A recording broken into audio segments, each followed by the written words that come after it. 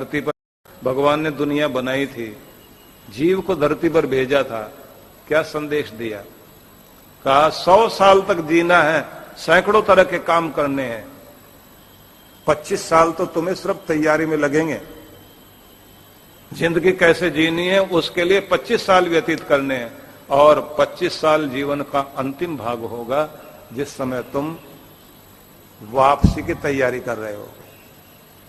50 साल जीवन के होंगे जो संघर्षों के होंगे। तो छोटे से जीव ने धरती पर जाने से पहले भगवान से पूछ लिया कि प्रभु मैं जा रहा हूं धरती पर, मेरी देख रेख करने वाला कोई होगा धरती पर? कौन संभालेगा मुझे? किनकी गोद में रहूंगा? कौन रक्षा करेंगे? भगवान ने कहा 2 फरिश्ते तुम्हारी रक्षा करेंगे जो तुम्हें सुलाएंगे, जगाएंगे। बोले मुझे कोई इलाज की जरूरत पड़े कौन ध्यान रखेगा? चौकीदारी की जरूरत पड़े कौन ध्यान रखेगा? भगवान ने कहा 2 फरिश्ते तुम्हारे लिए दूंगा जो तुम्हारे लिए चौकीदारी का काम करेंगे। बोले मुझे जमीन जायदाद, खाना पीना, कपड़ा गहना ये सब की जरूरत पड़े तो कोई साहूकार भी दो। बोले 2 फरिश्ते साहूकार के रूप में देंगे जो तुम्हारे लिए जमीन जायदाद भी देंगे, मकान भी देंगे, गहने भी देंगे, ऐसे साहूकार भी 2 देंगे। तो फिर इसने कहा कि कोई मुझे शिक्षा दे, पढ़ाए, जानकारी दे। भगवान ने कहा उसके लिए भी 2 फरिश्ते देंगे जो पूरी व्यवस्था करेंगे।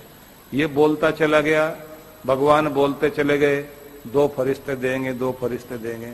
आखिर में इसने कहा कि ये सारे फरिश्ते मिलाकर 2000 हो गए। तो 2000 अगर मेरे अकेले के लिए होंगे तो दुनिया में तो भीड़ लग जाएगी। भगवान ने कहा ये 2000 नहीं, ये होंगे 2 ही। एक का नाम मां होगा, एक का नाम बाप होगा। ये दोनों ही तुम्हारे लिए पूरा ध्यान रखेंगे।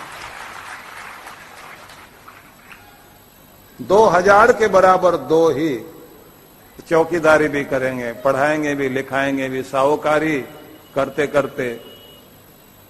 ध्यान रख लेना, भगवान ने कह दिया तेरे शौक पूरे होंगे माँ बाप के जमाने में, और गुजारा करेगा अपने जमाने में। जब तो कमाएगा ना तब तो तेरी गुजर बसर ही होगी, और पूरी जिंदगी याद करेगा शौक तो माँ बाप के जमाने में पूरे हुए थे, उसके बाद तो शौक पूरे हुए ही नहीं। क्या हिम्मत रखते हैं माँ बाप, अपने बच्चों के सारे शौक पूरे कराते हैं। तो जब इसने कहा कि 2000 लोग चाहिए एक अकेले के लिए, भगवान ने कहा 2000 के बराबर 2 ही लोग होंगे। तो इसने कहा फिर मैं उनका कर्जा कैसे चुकाऊंगा? जो मेरे लिए इतना करेंगे उनका कर्जा कैसे चुकाऊंगा?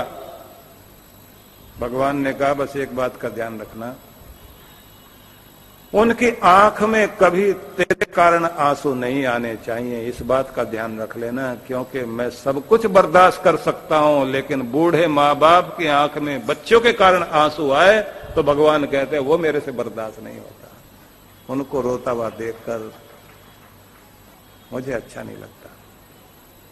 जो अपने माँ बाप को रुलाते हैं ना, उन्हें तड़पाते हैं, अभागे होते हैं वो बच्चे।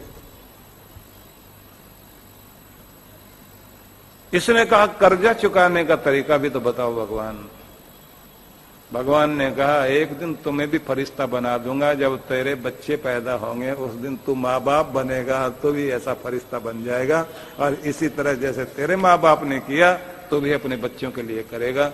बस यही है कर्जा चुकाने का तरीका।